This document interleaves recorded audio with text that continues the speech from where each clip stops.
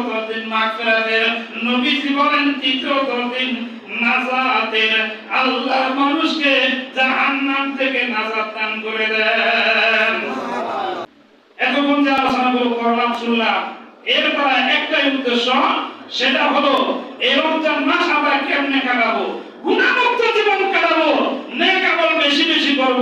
রাজি আছেন ইনশাআল্লাহ? সংক্ষিপ্ত একটা হাদিস, আল্লাহর নবী বলেন রমজান মাসে 4টা আমল বেশি বেশি করা। এই 4টা আমলের ভিতরে 2টা আমল এমন আছে যেই 2টা আমল করলে আল্লাহ খুশি। কে খুশি? আল্লাহ। সবাই বলেন আল্লাহু আকবার।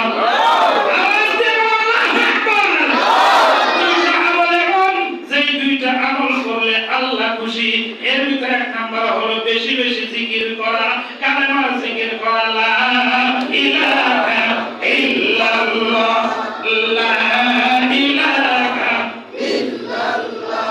100 বার পাঠ করে, 100 বারের সময় 99 বারের পরে 100 বারের সময় বলবেন লা ইলাহা ইল্লাল্লাহ মুহাম্মাদুর রাসূলুল্লাহ। এই জিকির করলে খুশি হবে কে? আল্লাহ।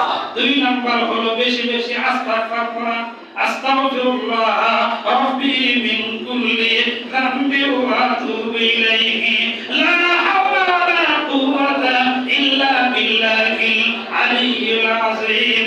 এত বড় ইস্তিগফার যদি না করেন, না যদি পারেন, তাহলে ছোট করবেন আস্তাগফিরুল্লাহ, জবান খুলে বলেন আস্তাগফিরুল্লাহ, আস্তাগফিরুল্লাহ, আস্তাগফিরুল্লাহ। বেশি বেশি ইস্তিগফার জিকির করবেন। হাদিসের ভিতরে এসেছে বিশ্বনবী প্রতিদিন 70 বার কইরা কমপক্ষে ইস্তিগফারের জিকির করেছেন। তারপরে 2টা আমল এমন আছে যে 2টা আমল না কইরা কোন বান্দার উপায় নাই। কোন বান্দার কি নাই? উপায় নাই, করতেই হবে। এর ভিতরে 1 নাম্বার হলো বেশি বেশি জান্নাত চাওয়া। কি চাওয়া? জান্নাত চাওয়া। নবীজি বলেন জান্নাত যে তোমরা চাওয়া, সবচেয়ে বড় জান্নাতটাই চাওয়া। বলে বড় জান্নাতের নাম কি? বড় জান্নাতের নাম হলো জান্নাতুল ফিরদাউস। আওয়াজ দিয়ে বলেন জান্নাতুল ফিরদাউস। এই আল্লাহর কাছে চাওয়ান। তারপরে আরেকটা আমল আছে যেটা না কইরা উপায় নাই, সেটা হলো জাহান্নাম থেকে মুক্তি চাওয়া। উপায় আছে? জাহান্নাম থেকে বেশি বেশি মুক্তি চাইতে হবে। এই 2টা আমল হলো বান্দার জন্য করতে হবে। আর আগের 2টা আমল করলে আল্লাহ খুশি হবে।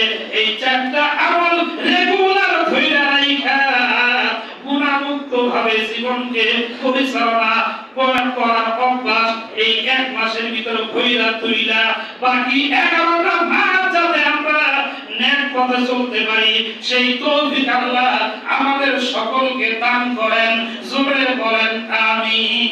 আমিন। আওয়াজ দিয়ে বলেন আমিন।